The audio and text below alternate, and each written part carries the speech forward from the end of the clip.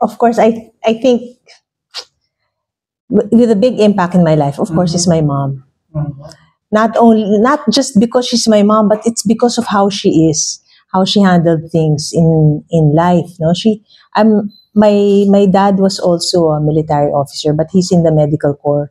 So, she's always very objective about things. So, and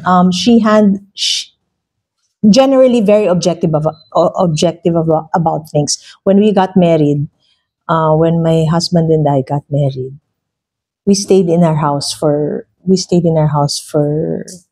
actually 3 years. Medyo matagal. Kasi no one naman is there. So she said she didn't want me to stay in that at that time. My husband was in PSG. So he said we were gonna get a quarters, officers' quarters in Malacanang. My mom didn't want. So because she said, madaming chismis dyan. So, stay away from these things. So, sabi ko naman, sige, fine. So, we stayed there. And, as they say, diba, it's difficult to have two queens in one home. But, it wasn't difficult at all with my mom because she was very objective na. When, syempre, minsan nag-aaway kami, she doesn't even ask why or, wala lang. She's just there. Whatever I need, she's just there. And then even with the siblings, she's the more level-headed all the time with a lot of things. So it's really my mom. Okay. Actually, it's not really an obligation. You're automatically the advisor, being the wife of the chief PNP. You're advisor of the Officers Ladies Club. It was a club before. So we just transitioned it into a foundation during my time, because my husband was saying, if you're gonna focus on the PNP personnel, then I'll support you. So, it was a light bulb moment for me. And I was like, yeah, of course. That's what we will do. And, why not make it a foundation? And we were having issues in the SEC. So we made it a foundation. What I'm saying is it's not really an obligation. I can choose not to do anything, actually. But it has happened in the past. So not all the chief PNPs have spouses. I'm sure the past. There are two of them who didn't have. So pag ganun, walang nangyayari. Nothing happens. So, and the Officers Ladies Club at the time, they do charitable work, but it's really up to them what they want to do. You can do churches, you can help children outside and all. So it's really up to you. So I chose to focus on the police personnel, just like my husband is doing. What my husband is doing, he wants to make sure he takes care of the welfare of the PNP personnel. His main focus is on medical and legal. My point is, it's not an obligation, but I chose to do it given the platform, and it's something that I'm really passionate about. When he was appointed, it didn't sink in to me right away. Actually, I was like, oh my God, what am I gonna do? And then when he mentioned that, focus on the PNP personnel, I said, oh, why don't I do that? So, my ideas came in already. And, and then they said he came up with something like together with some from health service. He said, he have something, what can I do when he wants me to join him? Because I don't really join him when he goes around, So, sabi niya, what can she do? And then so we came up with this lab virus. It's called Love and Blessings. It's a lab virus program. So whenever the original idea was, every time when he goes somewhere and he wants me to go with him for some reason, usually when there's a church that we help build and all, he wants me to join him. So, but there's nothing else really that I'm gonna do. So, and I'm not the type to go if there's really nothing that I'm supposed to do. So they came up with that na, focus on the sick PNP personnel and all. And then I was like, wait a minute. So why will I wait for a visit, di ba, to a regional office? And that rarely happens anyway. So sabi ko, why don't we just, be proactive about it? So what we did is we visited all the regions, and actually we before doing that we worked with health service. We identified the critically sick, and then we gave financial assistance and health kits for them. So we went all to all the regions. In short, we went around the Philippines. Yeah, all the regions, including the Bangsamoro Autonomous Region of Muslim Mindanao. That was the last. We weren't gonna go because they said, "Yeah, it's dangerous." But my husband was saying, "No, it's not." So and then we got clearance that it's okay to go. So that was the last visit we went to. Lab virus. Lab is an acronym for love and blessings. So it's our tagline is actually spreading love in every touch. So it's reaching out to the critically sick PNP personnel, uniform and non-uniform, and their dependents. So Kailan po ang nagsimula yung campaign? that started sometime in September.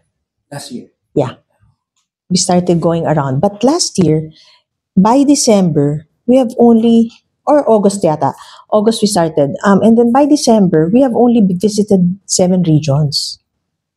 Sabi ko, paano ba to? He's resigning. Yeah, he's resigning. He's retiring already, Feb 7. So sabi ko, let's just hand it over. Because we have budgeted for it already.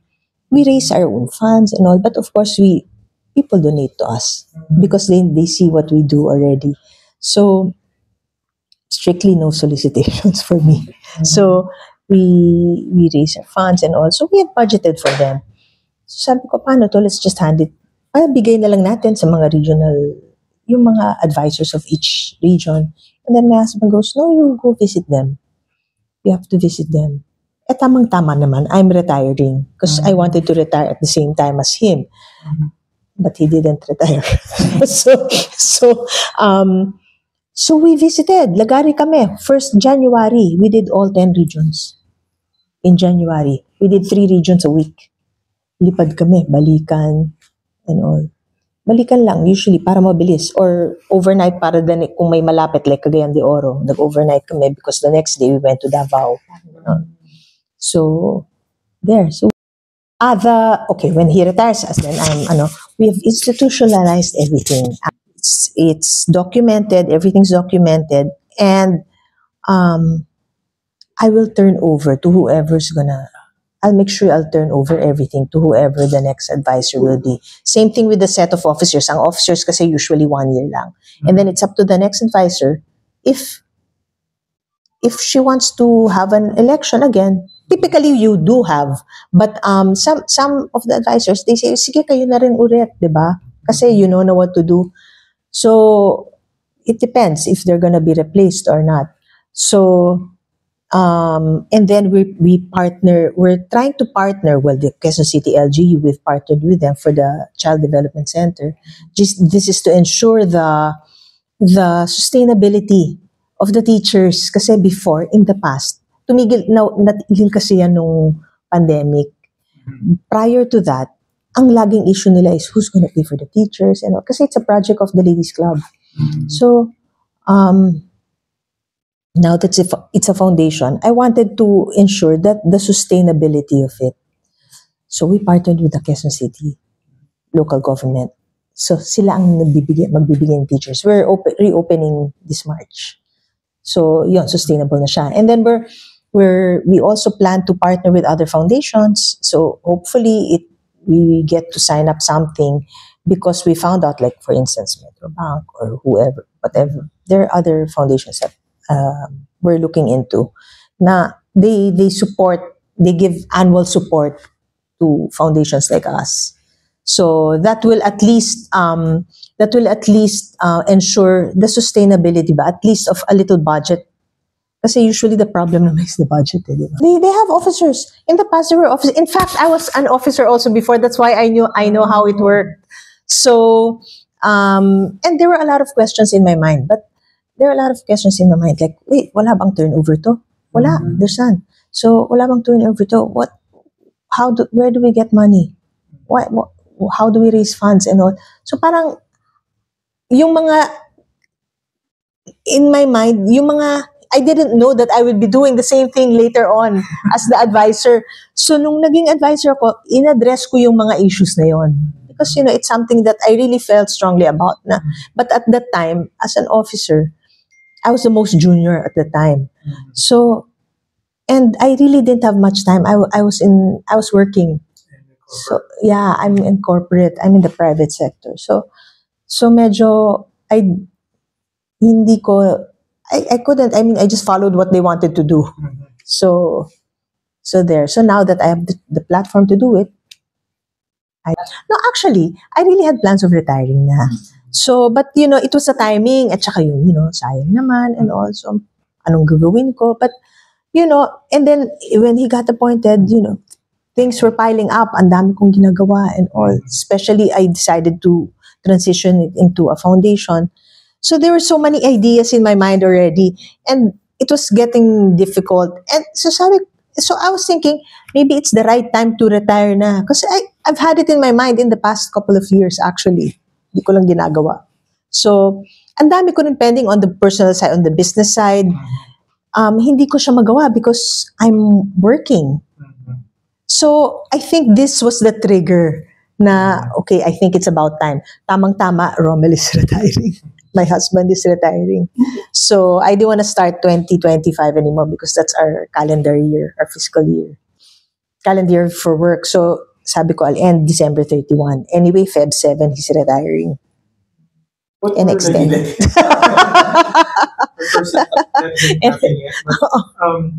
Oh, that's very important. Number one priority yon for me. Family talaga, especially when you have a husband in the police force.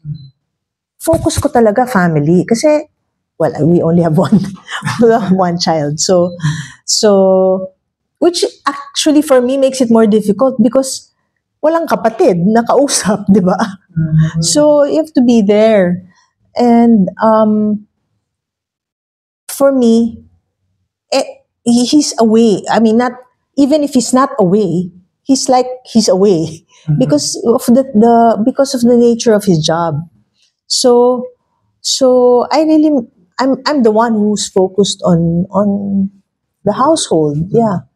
So it's very important to me. Priority yun. Even him naman, but he public service kasi, di ba? So can't take that away from him. But, I think he, as much as he can, he prioritizes family also. As well? Yes. He graduated. Does it feel na meron? Akala ko he just graduated. Because he just graduated, yes. He graduated from master's in Colombia, no? For architecture. That's not the... And then she's engaged. Akala ko that's what you were gonna say. Akala ko that's what you were gonna say. Yeah, she just got engaged etong January. So she's... How does it feel for the mom? I know, we couldn't believe it. It's my husband's like, my God, she's really getting married. I don't have a baby. Sabi ko, diba? Just a few months ago, he was asking, when are they getting married? So, don't ask me, diba? So, they're getting married. So, as they say, we're gaining a son. Diba? So, all's good, I think. Yes, we went, talaga, kakapagod. Pero, it feels good because when you see the gratefulness, they're so thankful na the fact na napapansin sila. They're really so thankful. They keep saying, this is the first time it happened and all. So parang nakakataba rin ng puso, no? So, I want to continue it, of course, and I want to ensure that it's sustainability. So sabi ko nga, dun kung mag-turnover kami, it doesn't matter, you can change the name, enhance it, di ba? Kasi I'm sure they have better ideas pa. I mean, di ba? But now we're actually focusing for 2025.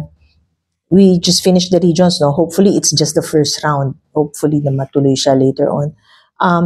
We're focusing on the NSUs naman. The I forgot what the NSUs are. Those are the different divisions, units, support units. Most of them are here in Crame. Some are in Laguna. So dito lang, at least dito na lang. So we'll do that also for them. We'll identify. We've actually asked for a list already from health service to identify the critical sick. Naku, they're very thankful. As in, tuwang-tuwa. Laging nila sinasabi, naku, first time talaga nangyari to. So they're very thankful. Although the PNP has support din naman for them. I mean, it, of course, pag kami sakit, meron din, but it's never enough eh. Even after our help, it's not enough. Ang majority of their sicknesses, even my husband got surprised. Ganyan pala kadami ang may sakit na cancer at saka chronic kidney disease. Yung mga nagda-dialysis, ang dami. Ang dami. So, nung it's over 400, almost 500 ang naabutan namin across the country. That's across the country. Okay, that one, actually, ang nag-spearhead niyan it started out in Cebu because the advisor in Cebu, okay, each region would have a regional director, right? And the wife of the regional director automatically is the advisor. Some are active, some are not. So this one, yung sa Cebu, that's her business kasi. So she shared it with the PNTP community. So yung mga dependents ang gumawa sa Cebu. And then now, they moved to NCR. So they're doing the same thing in NCR. So which is nice kasi sabi ko, make it sustainable, supply to the offices and then do a refilling station. And then it's cheaper. Number one, it's cheaper for the offices in the camp. And then it's earnings for them, diba? So sabi ko nga, why don't we, I invited actually them for Women's Month, kasi mga babae, to do a workshop for the street cleaners here in Krame. Para sila yung gumawa, and then supply the offices here in the PNP. I mean, it's a win-win situation. The street cleaners earn. These are working here. Most of them have been working here in Krame for years. And this is a little bit skills based, so it's very easy. Yeah, and it's very easy because I did it. They made us do it when we visited Cebu the first time. I did it. You just mix it. Meron ng kit. So my plan is to give them the kits so they can start. May mix mo lang. And then yung soap, I don't know. I think there's a mold. But most of them are liquid. So liquid detergent, hand soap, body wash. So there. Yung sa Cebu dependents ang gumagawa. So it's their earning. So it's for their livelihood. Dito sa Krame, what my plan is, not the dependents, the street cleaners so these are sa PNP rin, di ba? So the street cleaners of the camp.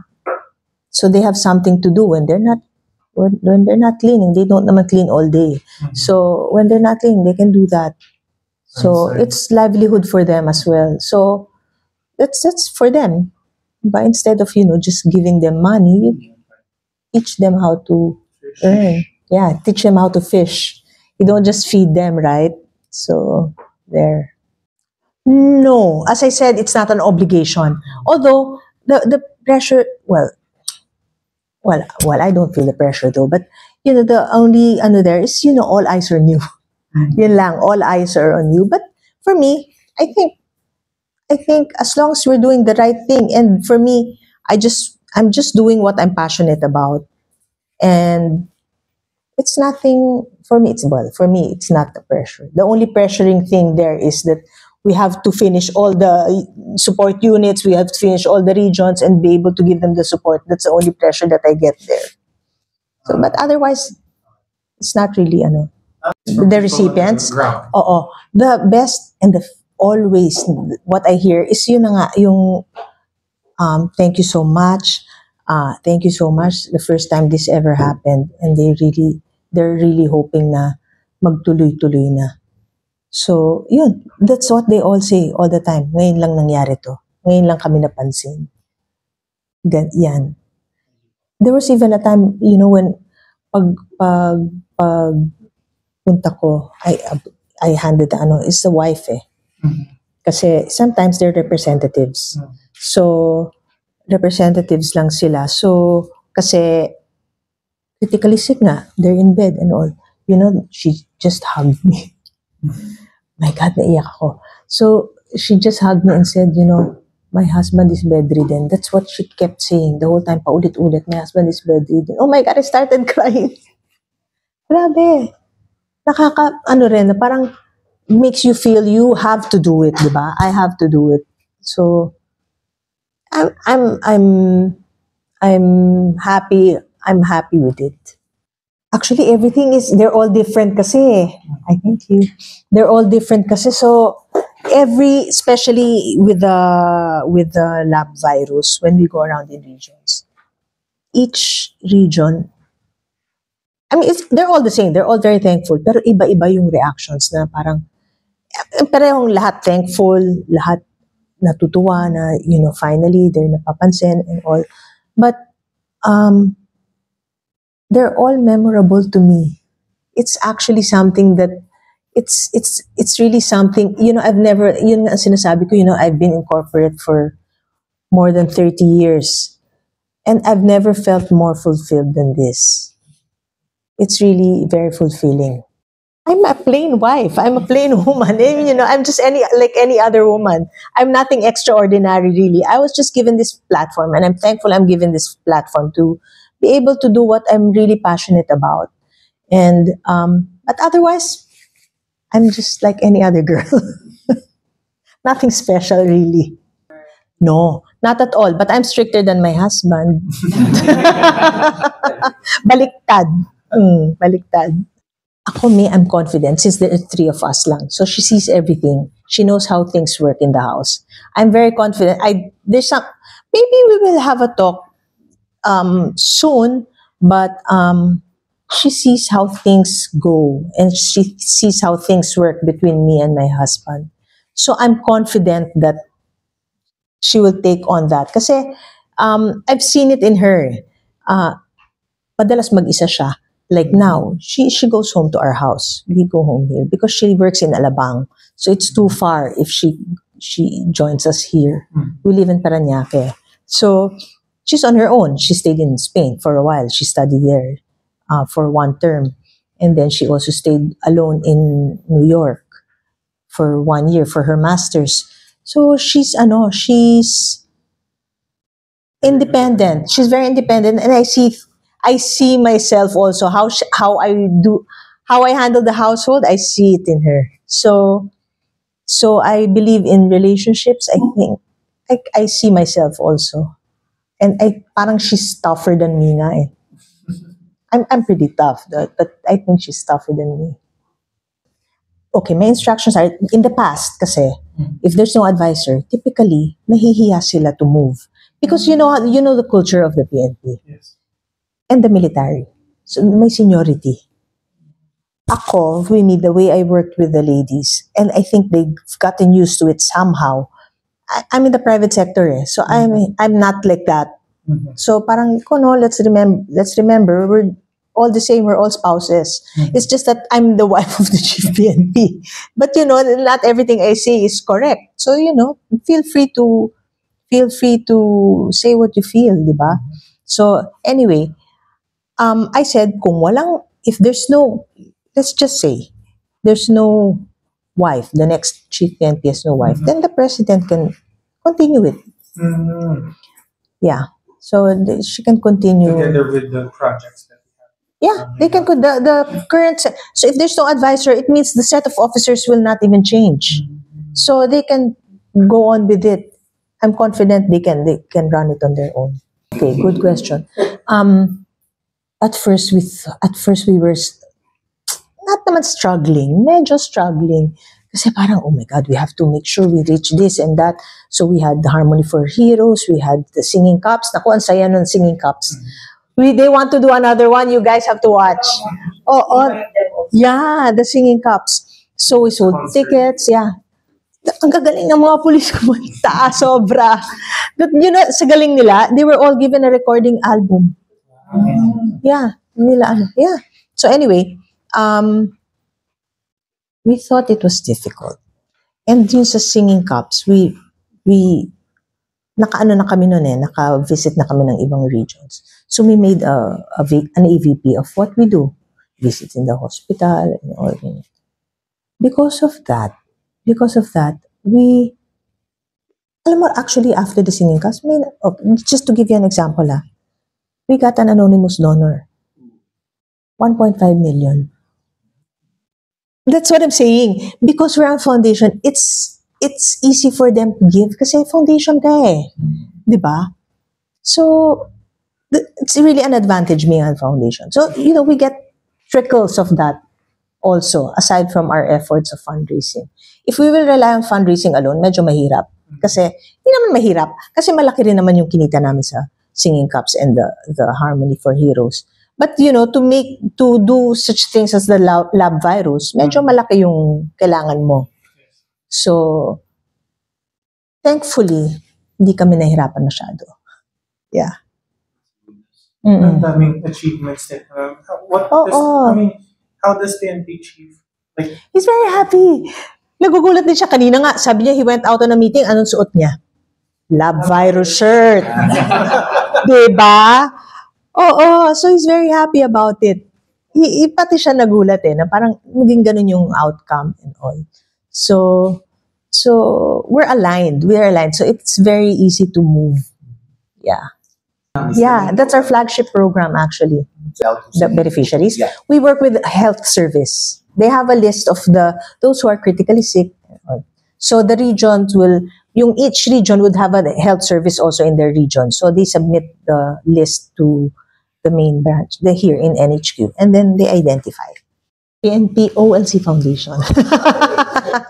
Okay. Actually, okay. I want them to remember me as someone who has founded or started out this foundation, diba? And hopefully it becomes sustainable as we planned it, as how we institutionalized it. So, yun lang ang maiiwan ko. Everything else is beyond my control after my term. So, we're still trying to find out how we're gonna, actually, our legal consultant, who is also from legal service here in PNP, sabi niya, you're a foundation already. Technically, you can set rules or you can still be part of it. Sabi ko, ayoko naman ng ganon. Baka sabihin, ayaw mag-step down, di ba? So, wag naman, di ba? So, let's just, institutionalize it, turn over properly, give them the guidelines, and, it's up to them to, enhance it. Hopefully, enhance it, di ba? Yes. You know what? Kaya nga sabi ko, parang I think this is, meant to be. Everything fell on our lap. They were saying, the previous officers were saying, mahirap ang SEC. Ang hirap ng SEC. Huwag nyo nang parang, don't bother, ganyan, blah, blah, blah. Okay, when was that? April, my husband was appointed.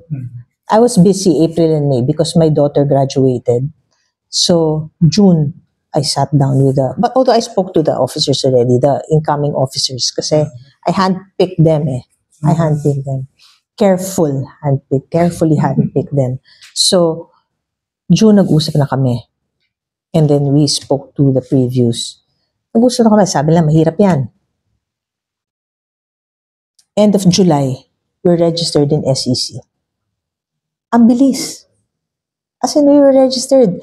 And then we were able to open a bank account. Ang bilis. So parang, I was like, okay, I think it's meant to be. Kaya nga sila, even the officers nagugulat, parang everything became so easy. Although pagod lahat. You really worked for it. We really worked for it.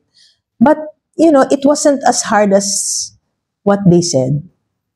So, just for me, to the next set of officers and to the advisors, just think about the welfare of the PNP personnel. And think of the effects. Now they're beginning to see the effects of it. No? Masaya na yung mga. Masaya sila kasi napapansin sila. Just last night, we went to Manila for another event. It's a personal thing, but may mga police doon. Siyempre, when they know that the chief is there, they go there. So, and then they saw me, they're like, Ma'am, nagkita tayo, nag-lab virus kayo. Nagkita tayo. Alam mo, ngayon lang talaga nangyari yan Sana naman magtuloy-tuloy. So parang, it's something that, I'm sure there's gonna be clamor already, di ba? na magtuloy siya. So my advice to them is, to think of their welfare and everything will follow. So, let's face it, some people want credit, di ba? If they want credit, di paltan nyo yung pangalan, okay lang, di ba? As long as you do the same thing, di ba? Doesn't matter. Doesn't matter to me. The donations, budget, and all. So, well, maybe they're like the Quezon City local government, they're the ones who are providing the teachers. So, and everything, parang school nila na in Camp Crame. It's a partnership. So, yon, that's how they help. And then, the easiest way, of course, is budget. So that's what, as I mentioned, we're talking to other foundations, bigger foundations, no, na for regular, for sustainability. So with that, siguro naman, it's gagalaw siya, di ba? Kahit papano. We have a Facebook page.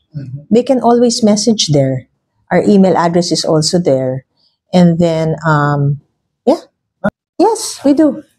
It's a space donated to the ladies, really, even before. So it's somewhere there, inside. Yeah. Yes. So everything fell into place, really. Wala. Actually, I think they're just overwhelmed with the fact that we notice them. Ang nakikita ko lang potential, something that we need to address is, the people who are asking for help. Yung mga outside, yung mga hindi namin na-reach. Kasi we've identified the critical sick only. So, hindi naman, madami pa yan outside of that, di ba? So, there are people who ask for help. So, now we're trying to put them together and, we'll see, baka we'll organize another one for all those who ask for help. Kasi, medyo mahirap yun. Baka dumugin kami ng hindi naman ganyan kalaki yung budget namin, di ba? Syempre may limit din tayo.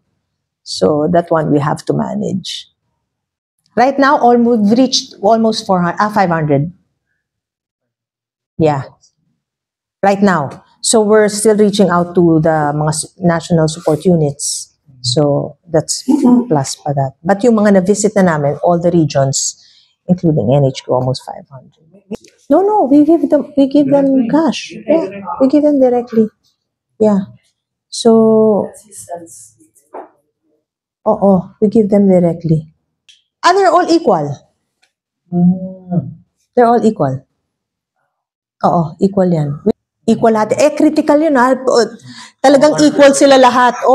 Equal sila lahat talaga. More or less per region, that's about 20 to 30 per region. Actually, minsan more pa.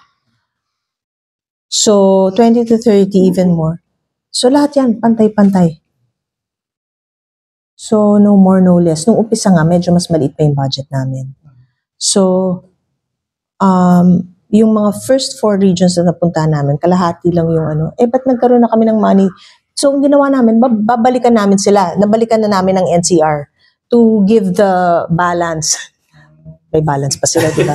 So, hindi kasi they will hear it anyway from others, I'm sure. So, to avoid that, so we give them na lang. Anyway, they need it. Maliit lang naman yung bigay namin, diba? Maliit lang. Hindi, it's something for them. Yeah. Yeah.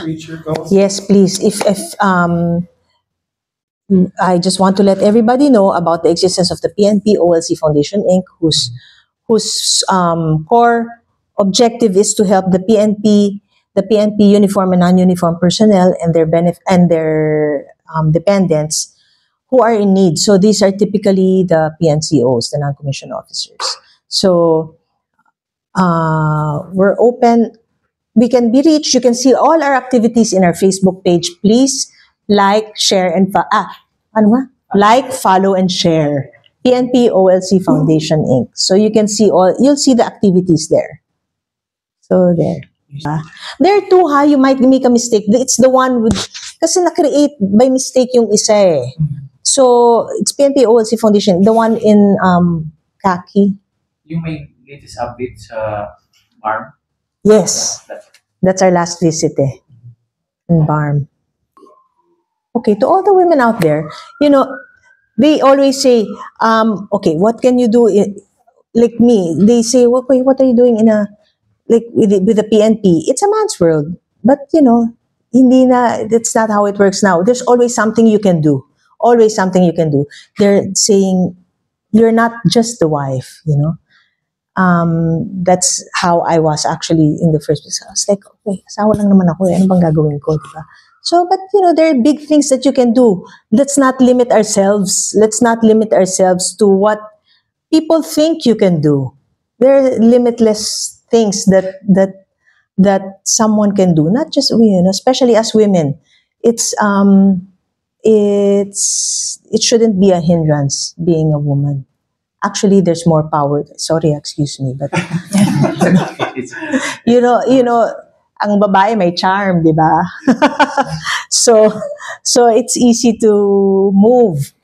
But so let's just make full use of what we can do, of our talents and our passion, and always think of the welfare of the people around us. So with that, I think it's easy to move. I mean, you can move forward and do what you need to do.